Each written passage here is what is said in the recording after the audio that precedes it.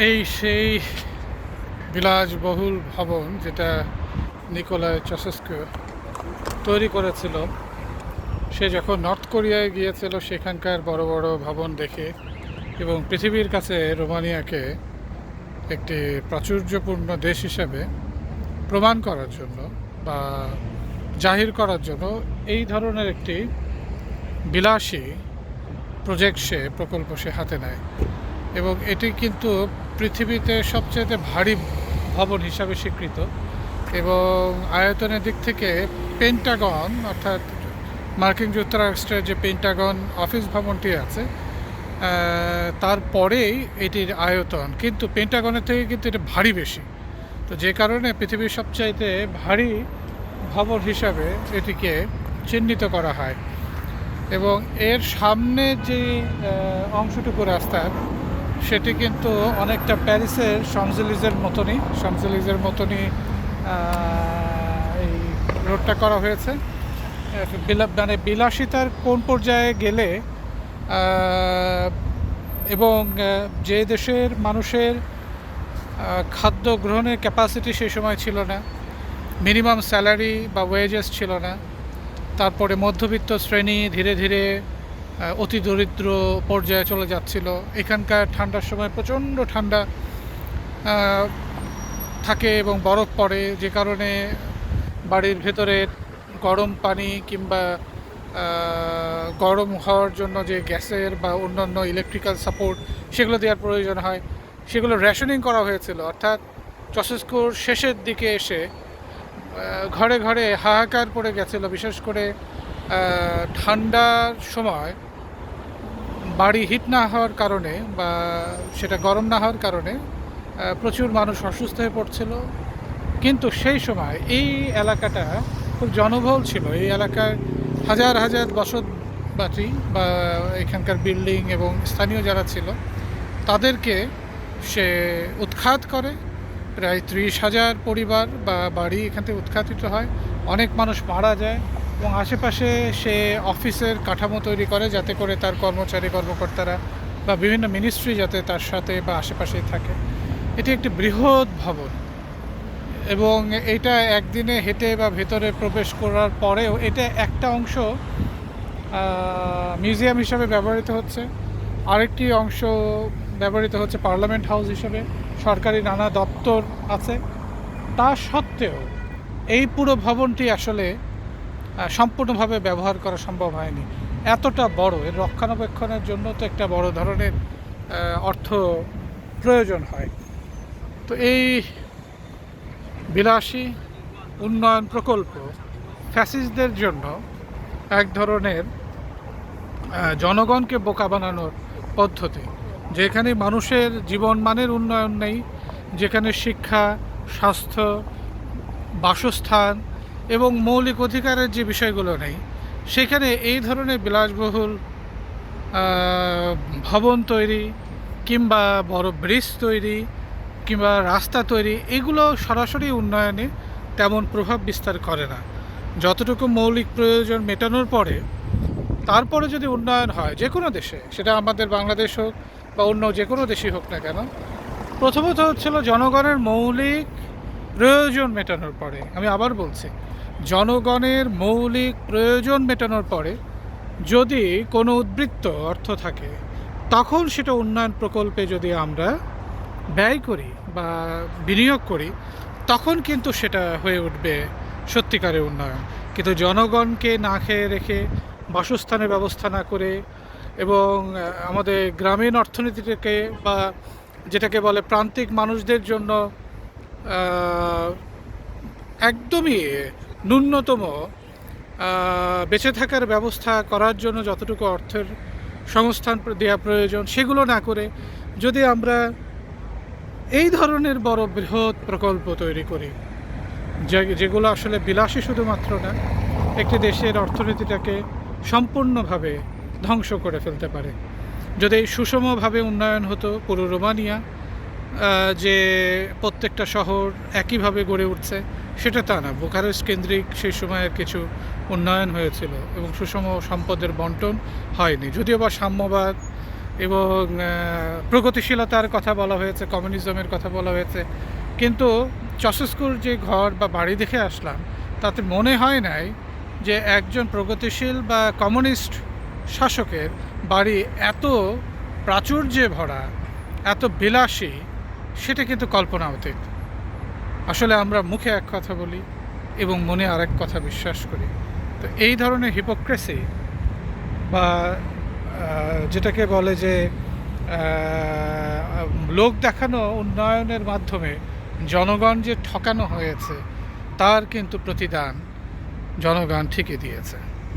এবং গণ অভ্যুত্থানের মাধ্যমে 1989 সালে এটা ডিসেম্বরে আমরা দেখেছি যে একটা মানে কমিউনিজমের পতন যেমন হয়েছে, হ্যাঁ, তেমনি কমিউনিজমের পতনের সাথে সাথে এই দেশে গণতান্ত্রিক একটা আবহাওয়া তৈরি হয়েছে এবং মানুষের ভেতরে সত্যিকারের উন্নয়নের যে চিন্তাশীলতা বা সৃজনশীলতা তা কিন্তু তৈরি হয়েছে।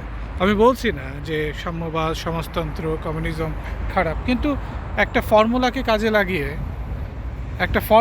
কাজে লাগিয়ে সেই ফর্মুলাটাকে যদি আমরা নিজের প্রয়োজনে ব্যবহার করি, যেমন বাংলাদেশে গণতন্ত্র, তথাকথিত গণতন্ত্র আছে, সেই তথাকথিত গণতন্ত্রকে যদি আমরা ব্যবহার করে ফ্যাসিজম প্রতিষ্ঠা করি, সেটা কিন্তু জনগণের দায় না, আবার গণতন্ত্রের দায় না, দায় ব্যক্তিবিশেষের, যারা গণতন্ত্রের নামে ফ্যাসিবাদী শাসন ব্যবস্থা কায়েম করছে।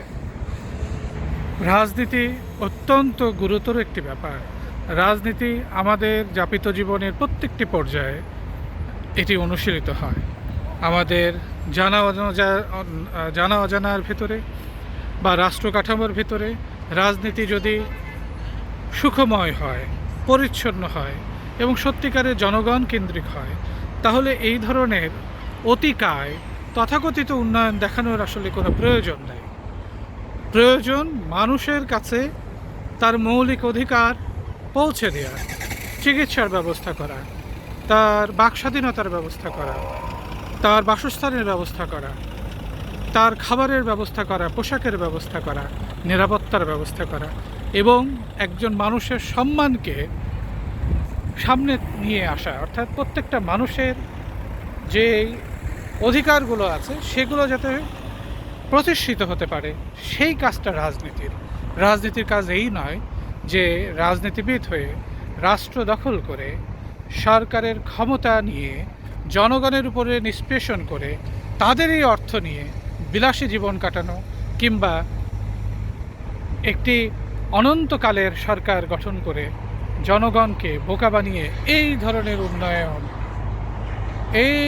উন্নয়ন যে উন্নয়ন চসস্কো দেখিয়েছিল, এত বড় বিলাসবহুল এবং কত টাকা খরচ হয়েছিল সেটা কল্পনাতীত। এবং এটা কিন্তু ছবিতে হয়তোবা কতটুকু দেখতে পাচ্ছেন জানি না, কিন্তু এটা বিশাল বড়, মানে পেছনে আমি এত বড় ভবন আমি আমার এই জীবৎকালে আমি দেখিনি। এটাকে উন্নয়ন বলে না, এটাকে বলে মানুষকে শোষণ করা। শোষিতের সাথে যারা বেইমানি করে, যারা সেই দুস্থ নিরীহ জনগণের প্রতি শাসনদণ্ডকে ব্যবহার করে নিজের বিলাসী জীবনকে দীর্ঘায়িত করে, তারা রাজনীতিবিদ না।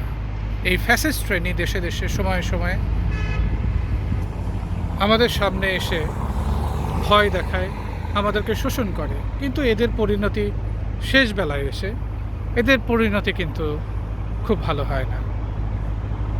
আমরা যারা রাজনীতি সচেতন, আমরা যারা গণতন্ত্রমুখী, যারা সাম্যবাদেও বিশ্বাস করি, যারা সমাজতন্ত্রকেও আমরা লালন করি বুকের ভিতরে, সমাজতন্ত্র, সাম্যবাদ বা গণতন্ত্রের ভিতরে কোনো লড়াই নেই। লড়াইটা হয়েছে শোষক এবং যারা শোষিত হচ্ছে তাদের ভিতরে।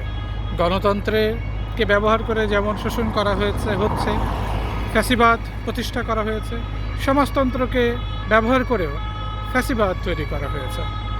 আমরা এমন একটি সমাজ রাষ্ট্র ব্যবস্থার ভিতরে আমরা পর্যদস্ত হচ্ছে, যেখানে আমরা সময়ের কাছে হেরে যাচ্ছি। জনগণকে মিথ্যে আশ্বাস দিয়ে, তথাকথিত উন্নয়ন দেখিয়ে, জনগণকে নানাভাবে চটকদার বিষয়গুলোকে সামনে নিয়ে এসে তাদেরকে যেভাবে ঠকানো হয়, সেটা রাজনীতিবিদদের কাজ না। আবার যারা সমাজতন্ত্রে বিশ্বাস করছেন, তারা যখন সমাজ নিয়ে কথা বলেন, ফ্যাসিবাদ নিয়ে কথা বলেন না, তখন তারা রাজনীতিবিদ না, তারা সমাজ সন্ত্রাসী, তারা রাষ্ট্র সন্ত্রাসী, এবং তারা জনগণকে নানা কথা দিয়ে, নানা মৌলিক তত্ত্ব দিয়ে, বুদ্ধিভিত্তিক নানা ধরনের যুক্তি উপস্থাপন করে সরাসরি জনগণকে আসলে বোকা বানানো হয়েছে বা হচ্ছে, এবং গিনিপিগ বানানো হচ্ছে। অন্যদিকে তাই ধর্মকে ব্যবহার করে আমরা জনগণকে বা একটি শ্রেণীকে আমরা সরাসরি শোষণ করার চেষ্টা করি। অর্থাৎ ধর্মর যতটুকু না ধর্মগ্রন্থে আছে, তার থেকেও বেশি কিছু আইন কানুন সাধারণ অশিক্ষিত কিংবা যারা সত্যিকার অর্থে মানে গরিব বা যাদের আয়, পরিবার বা অন্যান্য মানে তাদের সংসার চালানোর মতন ক্ষমতা থাকে না, তাদেরকে আমরা ধর্মীয় মৌলবাদ দিয়েও কিন্তু এইভাবে ফ্যাসিজম তৈরি করি। অর্থাৎ গণতন্ত্রের মাধ্যমে ফ্যাসিবাদ সম্ভব, সমাজতন্ত্রের মাধ্যমে ফ্যাসিবাদ সম্ভব, ধর্মীয় মৌলবাদ দিয়েও ফ্যাসিবাদ সম্ভব। এমনকি যে আমরা যদি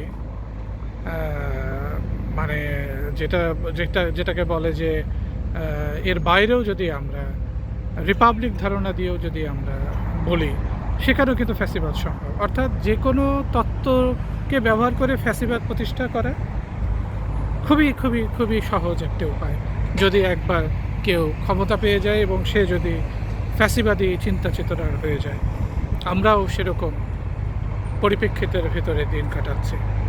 যাই হোক, এখানে অনেক কথা বললাম, কথা বলার দরকার ছিল যে পৃথিবীর কাছে এর থেকে ভালো উদাহরণ নেই যে একজন ফ্যাসিবাদী এবং একনায়ক যে জনগণকে ভুল বুঝিয়ে দিনের পর দিন শাসন করেছে, নিজে বিলাসবহুল জীবন যাপন করেছেন, এবং তাদের জীবনযাপনের সাথে এখানকার সাধারণ মানুষের কোনো সম্পর্ক ছিল না। জনগণ গরম পানি পাচ্ছিল না, তাদের ঘরগুলো শীতের সময় গরম হওয়ার জন্য যে গ্যাস বা ফুয়েল কিংবা ইলেকট্রিসিটি দরকার ছিল সেগুলো ছিল না, খাদ্যের যে সাপ্লাই চেইন ম্যানেজমেন্ট সেটা ছিল না, এমনকি এখানকার স্বাস্থ্য ব্যবস্থাগুলো ভেঙে পড়ছিল, দুর্নীতি সর্বগ্রাসী ছিল সেই সময়।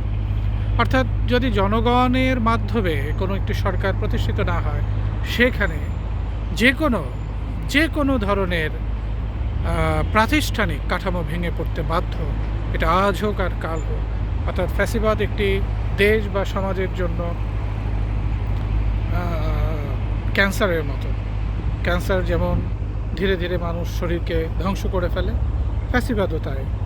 তো আমরা ধীরে ধীরে হয়তো বা বুঝবো, কিন্তু বুঝতে বুঝতে একটা সময় আসবে যখন শুধুমাত্র আমরা বলবো যে আমরা ভুল করেছি, কারণ আমরা আগেই লড়াই করে এই সমস্ত অগণতান্ত্রিক, অসমাজতান্ত্রিক, এই ধরনের অপ্রগতিশীল এই ফ্যাসিবাদদের বিরুদ্ধে আমরা লড়াই করিনি।